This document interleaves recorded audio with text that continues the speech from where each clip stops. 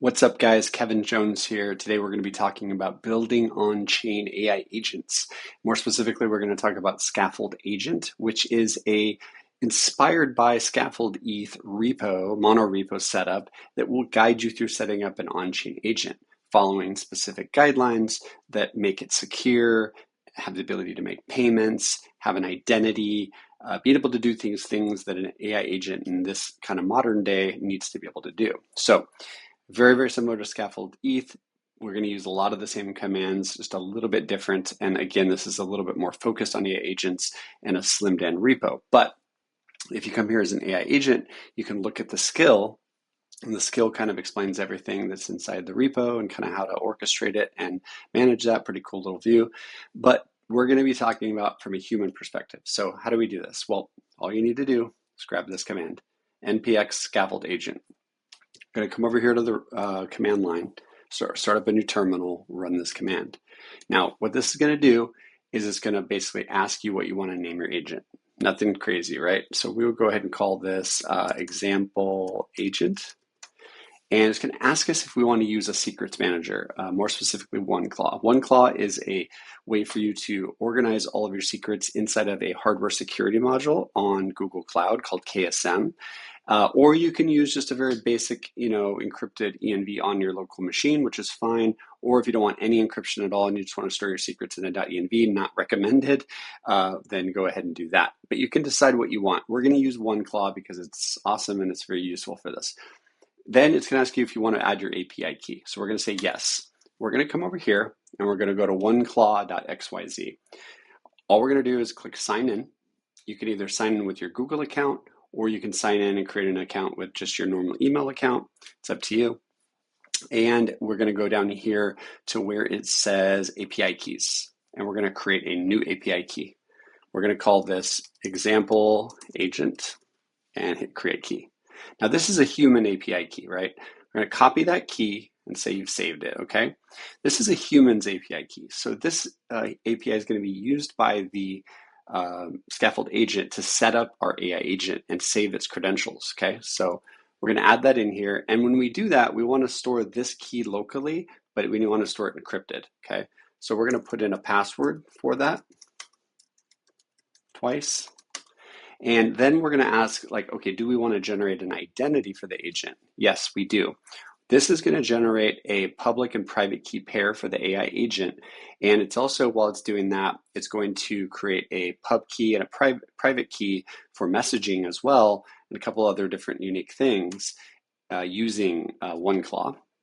Then it's going to ask us, are you going to use this to make payments? Well, that's kind of important. If you want your agent to be able to pay for things like LLM inference with Claw Router, or maybe getting data from the graph with a subgraph MCP server that is, running behind an AI agent that's X402 enabled, or to put a web page on Pinata that's X402 enabled, you probably want this. So install Ampersand SDK. Essentially, Ampersand SDK is a guardrail for agentic commerce over X402. So what that means is you can put in controls on how much spending on a per transaction basis your agent is spending, on a per day and a per month basis, and get some cool visualization. So highly recommend you do that. I work at EdgeNode, but I also highly recommend it. And then it asks you what kind of LLM provider you want to use. So do you want to use Gemini or OpenAI or Anthropic? Or you can use OneClaw, which is great because OneClaw has its built-in LLM gateway with what's called Shroud, which will protect your traffic from things like potential prompt injection or social engineering injection, or some of these known LLM security vulnerabilities. And it will also, if you have your secrets stored inside of OneClaw, it will make sure that they get redacted and won't get sent to the LLM as well.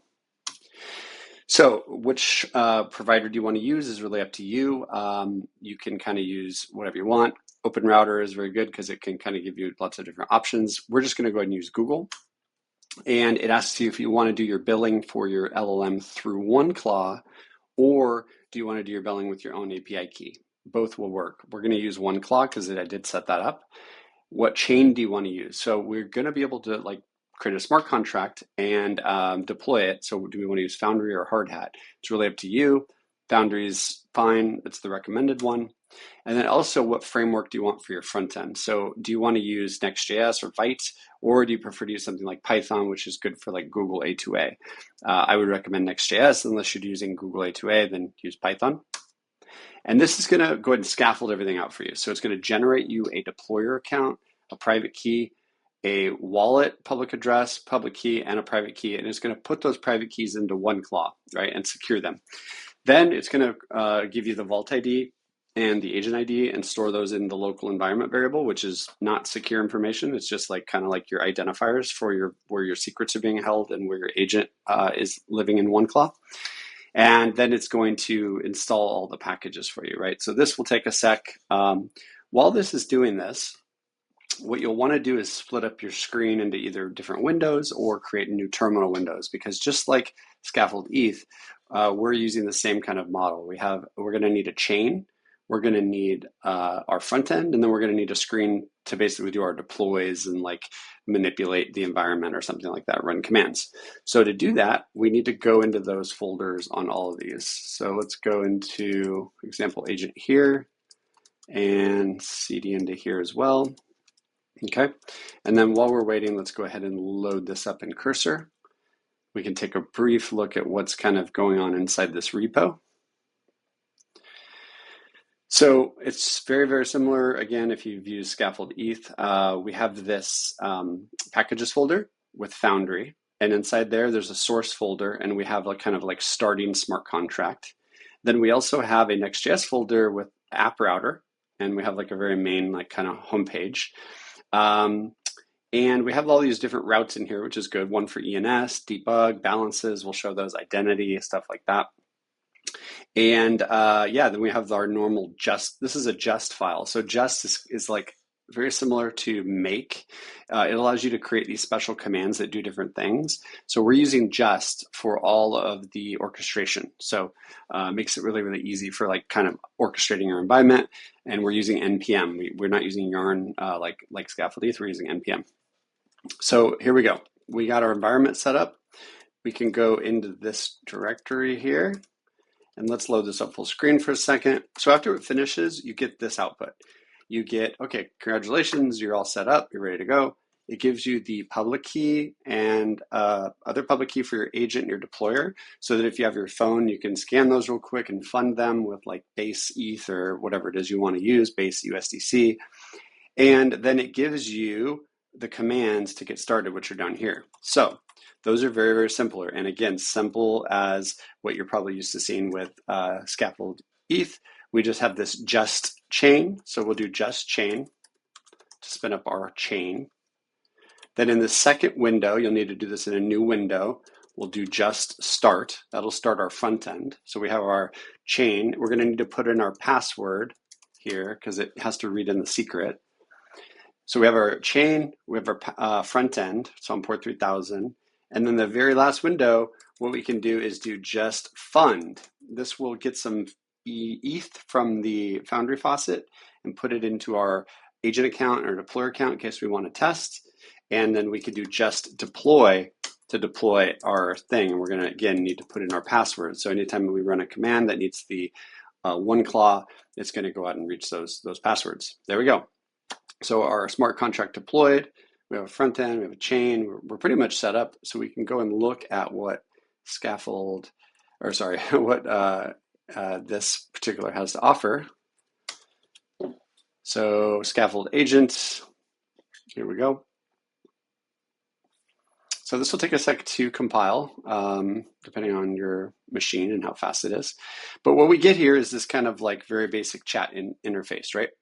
And we can see we already have a wallet connected. We can disconnect there and connect with Rainbow or MetaMask or Wallet Connect, or we can use the burner wallet. This is also coming from Scaffold-ETH.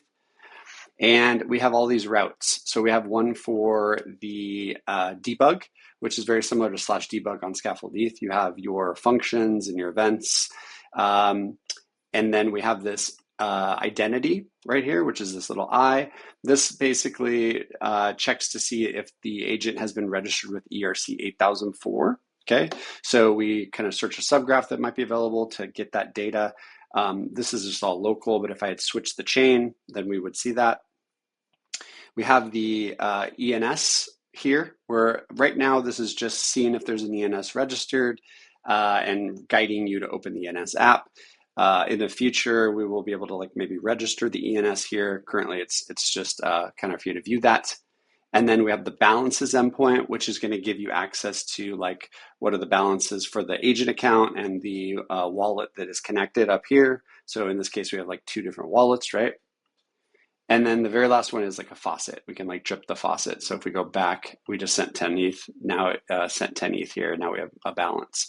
So this is very simple. Let's see if the LLM works. Reply with OK. Fingers crossed. Let's see if it works. Okay, we got an error.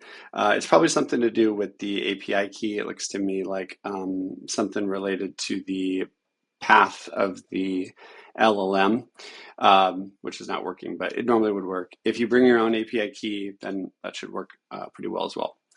But okay, so I hope that was useful. Please give it a try. Just go to scaffoldagent.xyz, clone the repo, set up a 1CLI account. Ampersand is not fully available yet, but it will be coming out in the next few days, and you'll be able to use that.